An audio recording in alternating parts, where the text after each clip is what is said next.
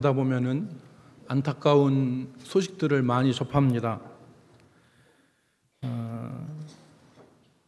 1970년부터 70년대부터 80년대까지 우리나라를 떠들썩하게 했던 사람이 있습니다.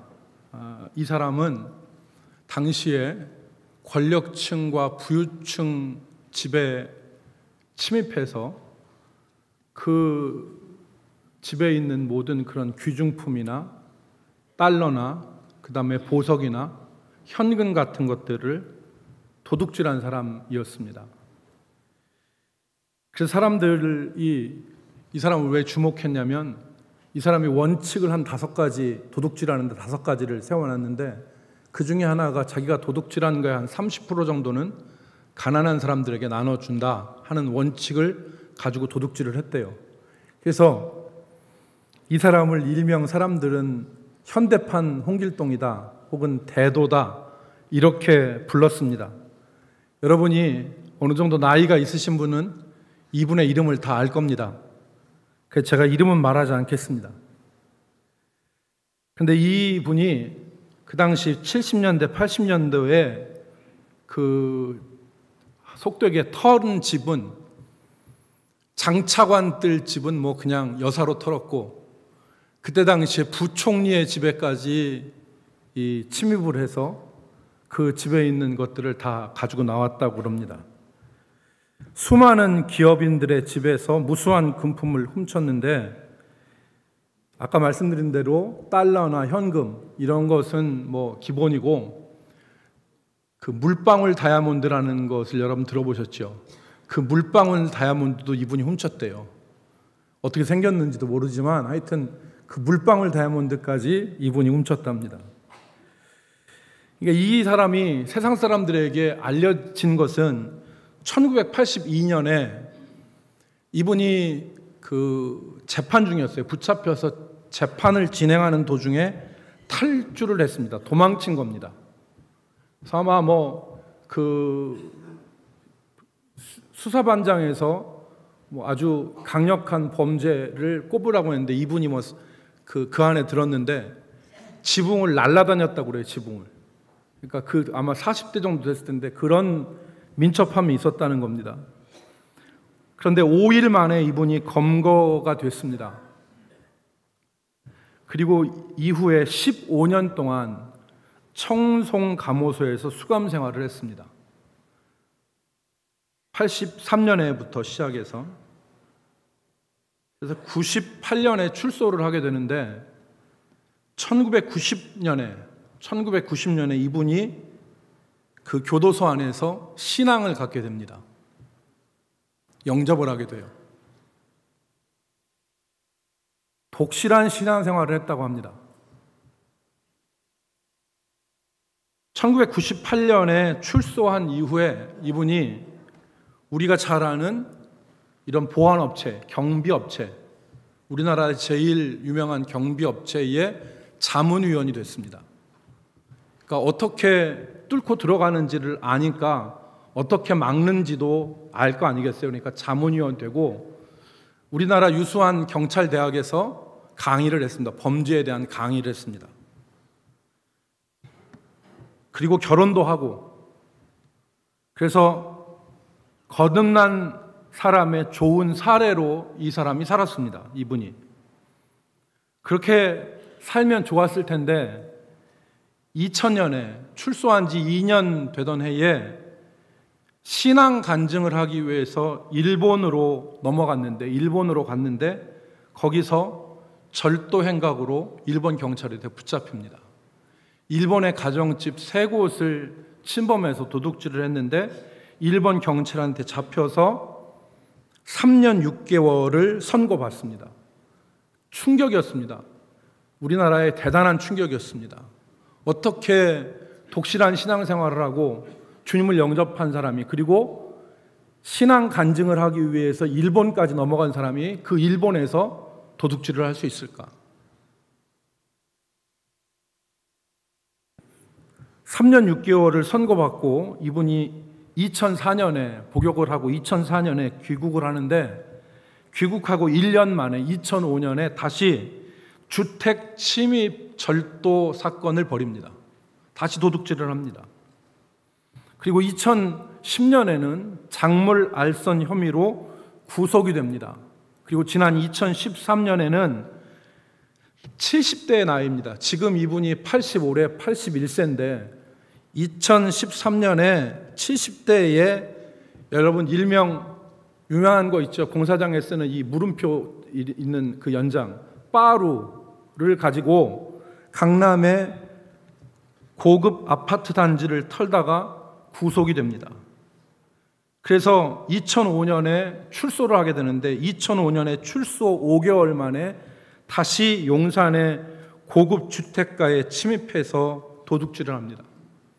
그리고 2018년에 출소를 합니다. 그리고 81세가 되는 올해 3월부터 6월까지 서울에 있는 빈 집에 침입해서 현금과 귀금속을 훔치다가 검거가 됐습니다. 그래서 검찰이 3년을 구형을 했습니다. 8월 22일이 선고일입니다. 아직 선고는 내려지지 않았습니다. 백발이 된 이 80세의 이분이 인생의 60년을 교도소에서 살았다고 합니다. 80인생 가운데 60년을 교도소에서 살았습니다. 그분이 재판장 앞에 눈물로 호소했답니다. 나한테는 군대 갈 아들이 있으니까 군대 갈 아들을 좀 지켜볼 수 있게 해달라고 저를 호소했다고 합니다. 여러분, 왜 이분은 도둑질을 끊지 못했을까요? 그에게는 어두움의 뒷골목에서 벗어날 수 있는 좋은 계기도 있었고 사람들이 응원도 해줬습니다. 그런데 어처구니 없이 다시 범죄의 유혹에 빠져들었습니다. 그는 주님을 영접하고 사람들에게 인정받는 독실한 신앙생활도 했습니다. 제가 알기로 이분은 목사 안수도 받았을 겁니다.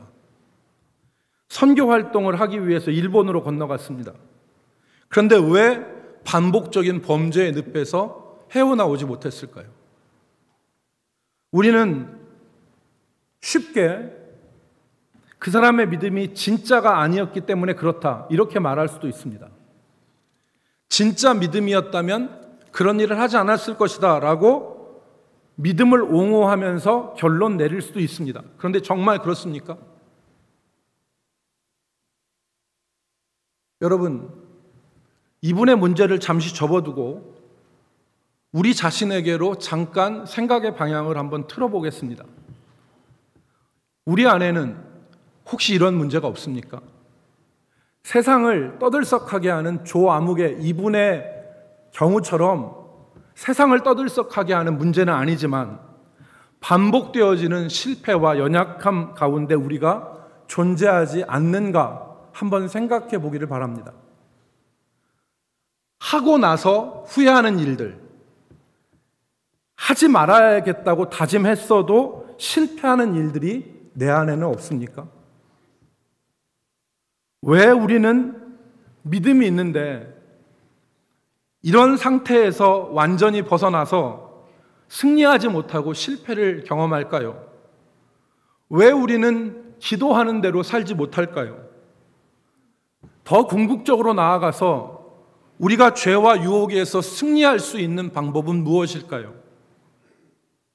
이런 고민이 우리에게 있습니다.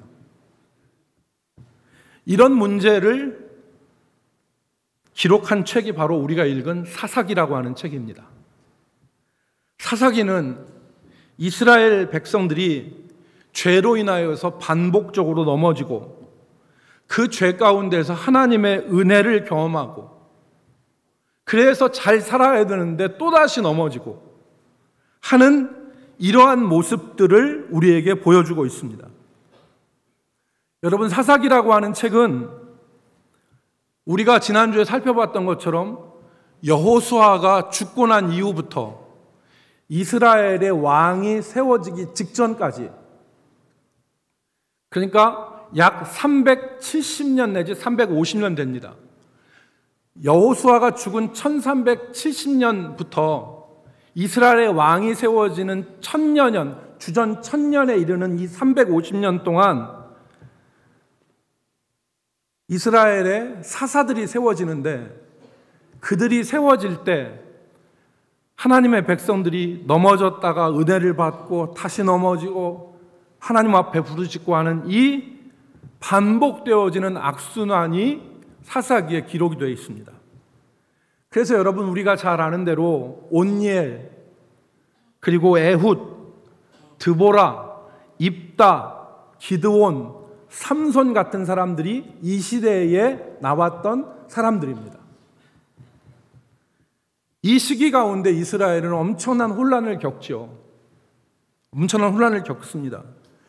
하나님이 주신 은혜와 평강 가운데 거하다가도 그 시간에 이스라엘 백성들이 범죄하고 이방 우상을 섬기고, 그리고 그 죄의 결과로 이스라엘이 형편없이 연약해져서 이방의 압제와 그리고 지배를 받게 되고, 그 고통의 세월 가운데 견딜 수 없어 하나님 앞에 부르짖으면 하나님께서 우리가 아까 살펴봤던 사사들을 세우셔서 이스라엘을 구원해 주시고, 그리고 그 구원하신 그 하나님의 은혜를 간직하고 살아야 되는데 이스라엘은 또 넘어집니다. 그래서 사사기에는 이런 반복이 최소 7번이나 반복이 됩니다. 그래서 범죄하고 고통 가운데 빠지고 회개하고 구원의 은혜를 경험하고 다시 범죄하는 이 패턴이 반복이 됩니다. 어떻게 보면은 우리의 모습과 연관지어 생각할 수 있는 부분입니다. 하나님의 은혜를 경험하고도 다시 넘어지고 다시금 그 어려운 형편에 빠지는,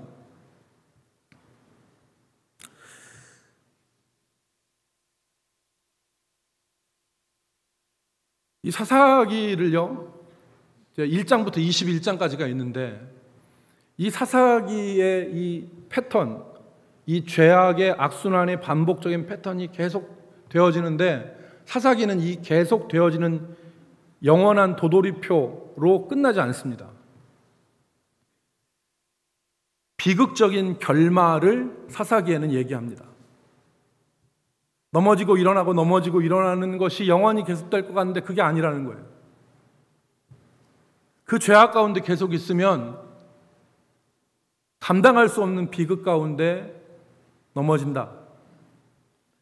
여러분, 사사기의 맨 마지막 20장과 21장에 보면은 어처구니가 없는 얘기가 하나 나옵니다. 그게 행음하는 레위인 첩에 대한 이야기입니다. 여러분, 읽어보신 분도 계시지만 안 읽어보신 분이 계시다면 이번 주에는 가셔서 사사기 1장부터 21장까지를 한번 읽어보십시오. 참 재미있습니다. 거기 사사기 맨 마지막에 보면은 한 레위인 첩의 얘기가 나오는데, 거룩한 레위인이 첩을 둡니다. 이게 말이 안 되는 얘기입니다. 레위인이 첩을 두는 거예요. 오늘날로 얘기하면 목사님이 세컨드인가 뭔가를 두는 겁니다. 그러니까 이게 일어날 수 없는 일이 지금 이스라엘 백성들 가운데 생긴 겁니다. 근데 그 첩이 자기 남편을 두고 바람을 핍니다.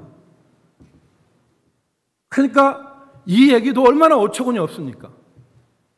근데 이 첩이 자기 집에 가서 남편하고 싸워서 집에 가는데, 집에 가서 남편이 이 첩을 찾으러 갔는데 그 집에서 이 여인이 베냐민 지파 남자들한테 밤새도록 윤관을 당합니다.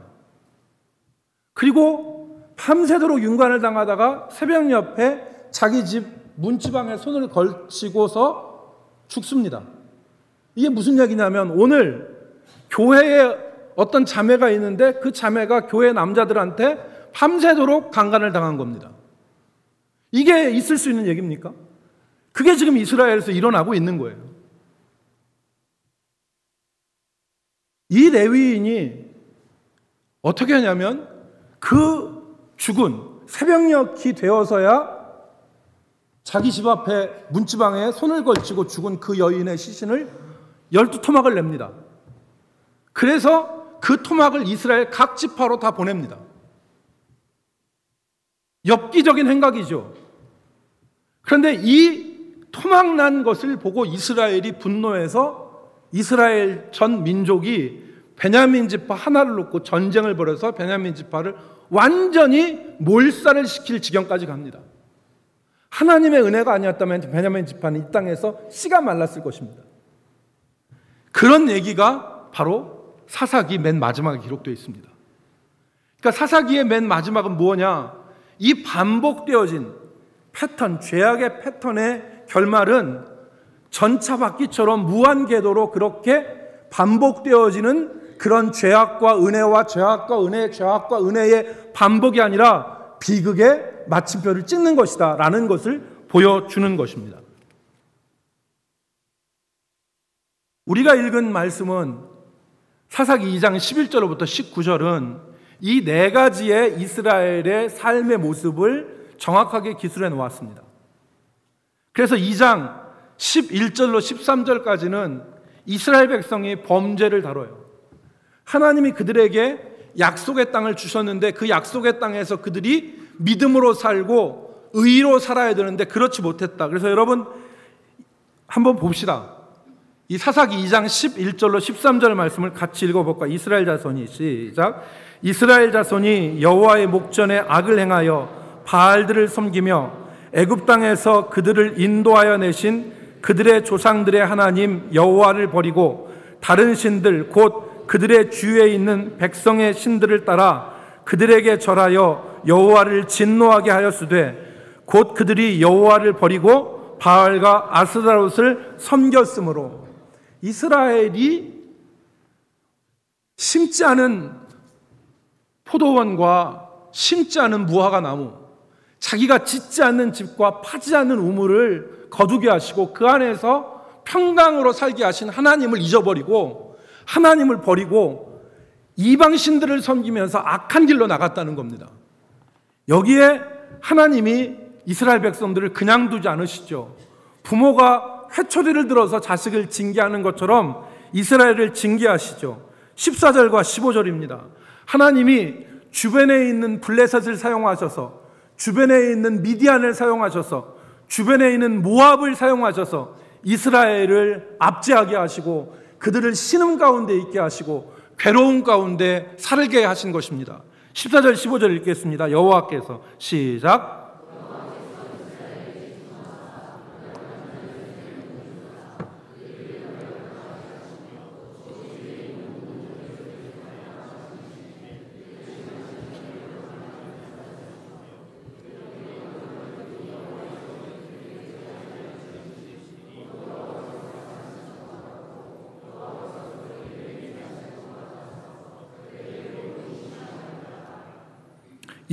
맨 마지막에 그들의 괴로움이 심하였더라 그랬습니다. 그러니까 이스라엘은 범죄하고 하나님께서 이방인들을 들으셔서 이스라엘을 징계하셨을 때 그들의 괴로움이 심하였더라. 여러분, 우리 삶에 일어나는 고통이 주의 영광을 위해서 참아야 될 고통도 있지만 우리가 하나님 앞에 범죄함으로 하나님께서 돌이키시라고 하는 회초리의 징계도 많습니다. 그러니까 오늘 우리가 이스라엘 백성들은 그 징계 가운데서 깨닫고 돌아와야 되는데 이스라엘 백성이 그 심한 괴로움 가운데 18절 하반절에 보면 이스라엘 백성들이 한 일에 나옵니다. 우리 18절 하반절을 18절을 한번 같이 읽겠습니다. 여호와께서 시작. 여호와께서 그들을 위하여 사사들을 세우실 때에는 그 사사와 함께 하셨고 그 사사가 사는 날 동안에는 여호와께서 그들을 대적의 손에서 구원하셨으니 이는 그들이 대적에게 압박과 괴롭게 함을 받아 슬피 부르짖음으로 여호와께서 뜻을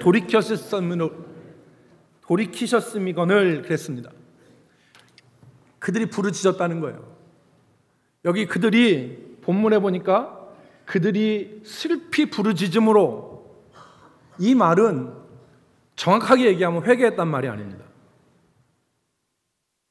고통 가운데 운 겁니다. 근데 하나님이 불쌍히 여기신 거예요.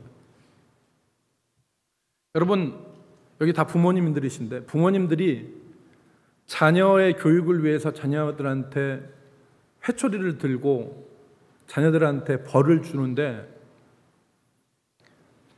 네가 이기나 내가 이기나 끝까지 한번 해볼 때까지 한번 해보자, 이렇게 나가는 부모는 없습니다. 잘못했다 안 해도 부모는 자식의 그 괴로움을 못 보는 거예요. 하나님이 그러신 겁니다. 이스라엘 백성들이 괴로워하니까 하나님이 뜻을 돌이키셨다 그랬어요. 하나님의 사랑이죠. 하나님의 사랑이고, 그들이 괴로워할 때 하나님이 네 번째 하신 것은 사사들을 세운 것입니다. 구원자를 세우신 것입니다. 구원자. 사사라는 말은 판관이라고 번역합니다. 영어로는 재판장을 뜻하는 저지라고 하는 말을 쓰는데, 이 판관, 이스라엘 백성들의 재판을 감당하면서 이스라엘의 전쟁을 이끈 지도자, 그것을 우리는 사사라고 얘기합니다. 그 사사들을 세우셔서 그들을 회복시키십니다. 그런데 이 네 가지, 혹시 방송실 그림을 띄울 수 있습니까? 네. 지금 이게 이스라엘이 계속해서 반복한 패턴이죠. 그러니까 그 죄악을 범하고 고통 가운데 회개하고 하나님께서 구원을 주시고, 살만하면 다시 범죄하고 고통스러워하고 그 다음에 회개하고 다시 구원하시면, 이 패턴이 계속 반복되어지는 거예요.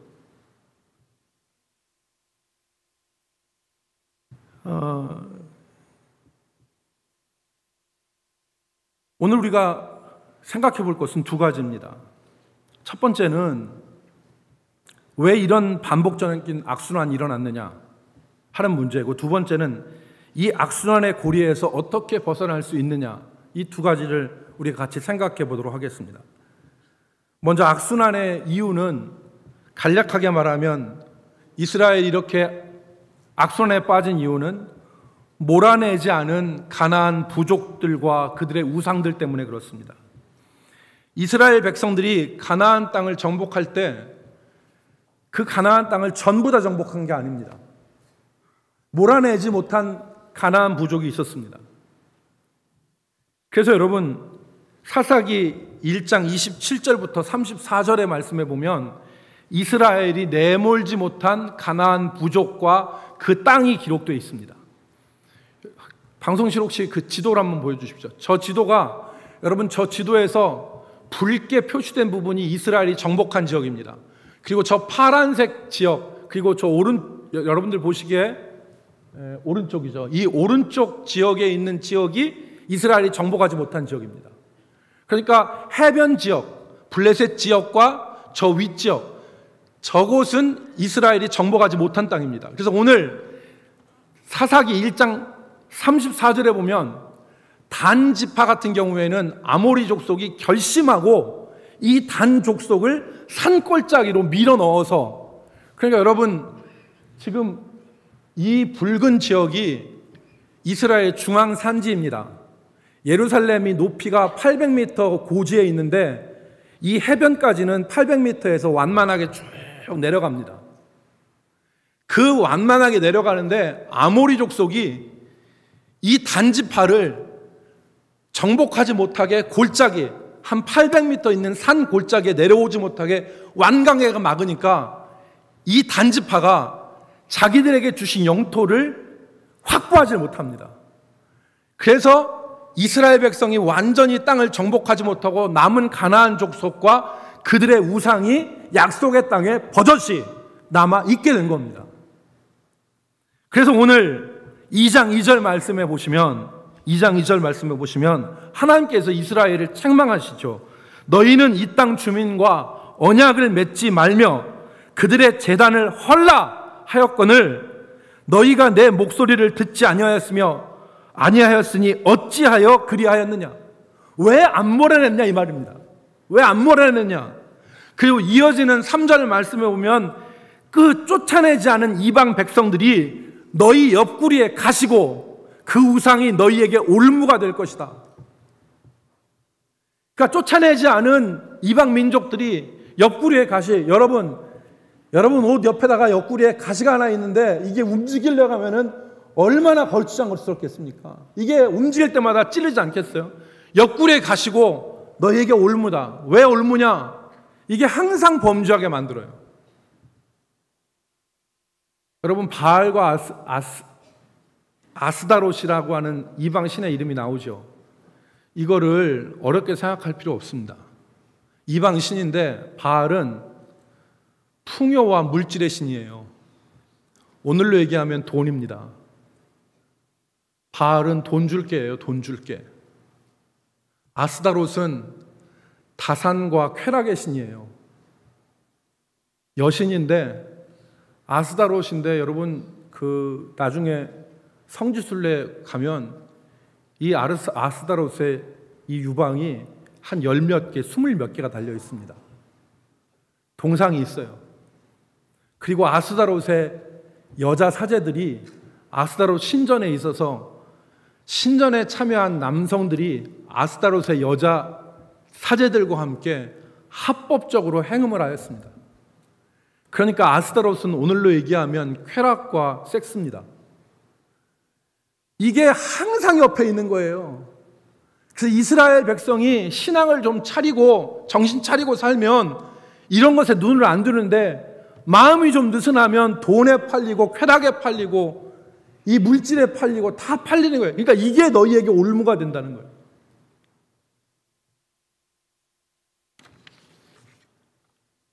그러니까 여러분, 오늘 이 말씀을 우리 가운데 적용하면 우리 가운데 몰아내지 않은 죄악, 남겨진 죄악이 있다면 여러분 정리하는 역사가 있어야 됩니다.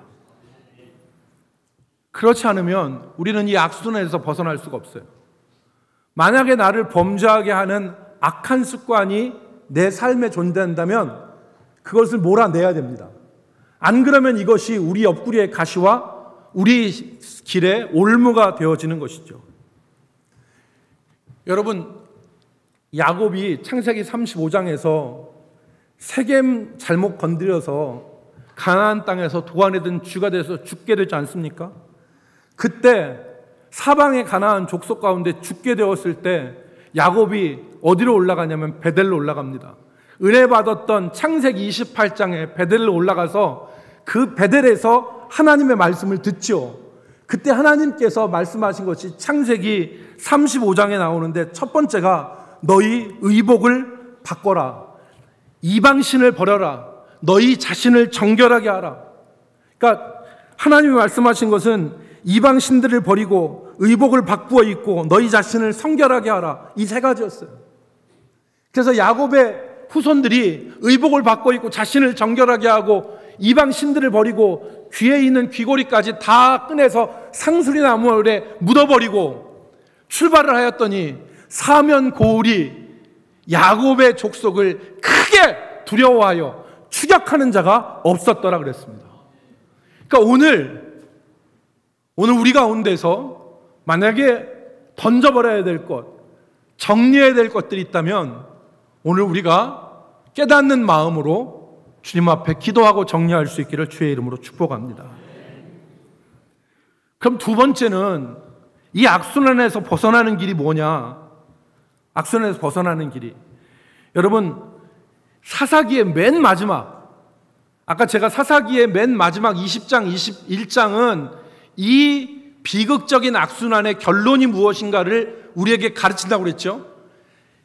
사사기 21장 25절 맨 마지막 절을 한번 보십시오. 맨 마지막 절을. 이 말씀이 사사기에는 정말 중요한 말씀입니다. 사사기 21장 25절 같이 읽겠습니다. 그때에 시작. 그때에 이스라엘에 왕이 없었으므로 사람이 각기 자기의 소견에 오른 대로 행하였더라. 여기 자기의 소견에 오른 대로 행하였다는 것은 마음대로 행했다는 겁니다. 죄악 가운데 넘어지기도 하고 이 악순환의 고리에 넘어지기도 하고 비극 가운데 살기도 하고. 그런데 그 이유를 성경은 뭐라고 얘기합니까? 그때에 이스라엘에 무엇이 없으므로? 왕이 없으므로. 그때 이스라엘에 왕이 없으므로. 여러분, 여기에서 왕을 정확하게 해석해야 됩니다. 여기에서의 왕은 정치적인 왕이 아닙니다. 여기에서 왕은 단순히 정치적인 왕이 아닙니다. 여러분, 만약에 여기 이 왕에다가 사울을 대입해 보십시오. 만약에 이스라엘 가운데 사울 왕이 있으면 이스라엘이 자기의 소견대로 행하지 않았겠습니까? 아니죠. 사울 같은 왕 10명을 데려다 놔도 이스라엘은 온전하지 못했을 것입니다. 여기에 왕은 어떤 사람이냐? 통치자와 지배자를 말합니다. 백성들의 삶을 지배하고 그래서 백성들을 바른 길로 이끌 수 있는 통치자, 그 사람이 없었다는 것입니다. 그러니까 백성들이 올바른 다스림을 받지 못했다는 거죠. 이 말을 우리에게 적용하면 우리에게도 우리를 다스리는 진정한 통치자로서 왕이 계시다면 이 반복되는 악순환에서 그리고 일어나지 말아야 될 비극에서 벗어날 수 있다는 말이 되는 것입니다. 다시 말해서 만일 우리 마음속에 우리를 다스리시는 진정한 왕의 왕이 되시는 그리스도께서 우리를 다스리신다면 이런 비극에서 벗어날 수 있을 것이라는 말입니다. 만약에 우리 마음속에 우리를 다스리시고 우리를 인도하시는 왕의 왕 되신 예수 그리스도의 영이신 성령이 우리 가운데 계시다면 우리는 이런 비극에서 벗어날 수 있다는 말이 되는 것입니다. 만약에 우리를 도우시는 보혜사 성령이 우리를 다스리시고 우리 속에 계시다면 죄악이 우리를 넘어뜨리지 못할 거란 말씀입니다. 그래서 선지자 스가랴가 스가랴 4장 6절에서 만군의 여호와가 말씀하시되 이는 힘으로도 되지 아니하고 능력으로도 되지 아니하고 오직 나의 영으로 되느니라 말씀하신 것입니다. 안 된다는 겁니다. 다른 것으로 안 된다는 겁니다. 그러므로 오늘 우리 성도들이 주님의 지배를 받기를, 주의 다스리심을 받기를 주의 이름으로 축복합니다. 그때 이길 수 있습니다. 그러니까 여기서 주의 다스림을 받는다는 얘기는 정확하게 풀어 얘기하면 말씀의 다스림을 받는다는 얘기고 성령의 지배를 받는다는 얘기입니다. 주님이 우리 앞에 나타나셔서 보이게 다스리시는 게 아니에요. 말씀의 다스리심을 받는 거고 성령의 지배를 받는 것입니다. 성령 충만할 때 승리할 수가 있는 것입니다. 여러분 그 얘기 아시죠? 어느 선교사님이 한 원시 부족에게 들어가서 복음을 전했는데 이 부족이 식인, 사람을 잡아먹는 습관을 가지고 있었어요. 그래서 선교사님이 이들에게 예수 그리스도를 전하고 믿음을 전했을 때 이들이 영접을 했어요. 그리스도인이 됐습니다. 그런데 이들에게는 사람 잡아먹는 식인 습관은 버릴 수가 없었어요. 그걸 어떻게 했습니까? 선교사님이 이들한테 얘기하잖아요. 달이 안 뜬 밤에, 새카만 밤에 그 마을에 있는 큰 나무 아래 가면 재물이 하나 있을 텐데 그걸 잡아먹어라. 그래서 이 식인 습관 가지고 있는 사람들이 이가 근질근질한데 새카만, 달이 안 뜬 새카만 밤에 가서 나무 아래 가니까 진짜 사람이 있어. 그래가지고 그걸 뜯어 먹었어요. 다음날 아침에 제정신 차리고 선교사님 찾았더니 선교사님 없고 자기들이 뜯어먹은 그 재물, 그 나무 아래에 선교사님의 유품이 남아있는 거예요. 이 부족이 대우각성을 했습니다. 우리가 우리에게 복음을 전한 이 선교사님을 잡아먹었구나. 크게 뉘우치고 이 부족이 그 다음부터는 식인 습관을 끊었다고 그래요. 여러분 뭔 얘기입니까? 우리가 세상을 이길 수 있는 것은 성령의 감화 감동이 우리를 지배할 때 세상을 이길 수가 있는 것입니다. 우리의 생각과 우리의 결심으로 되는 게 아니에요. 성령의 지배, 성령의 다스림, 성령의 역사, 이것이 있을 때 이길 수가 있는 것입니다.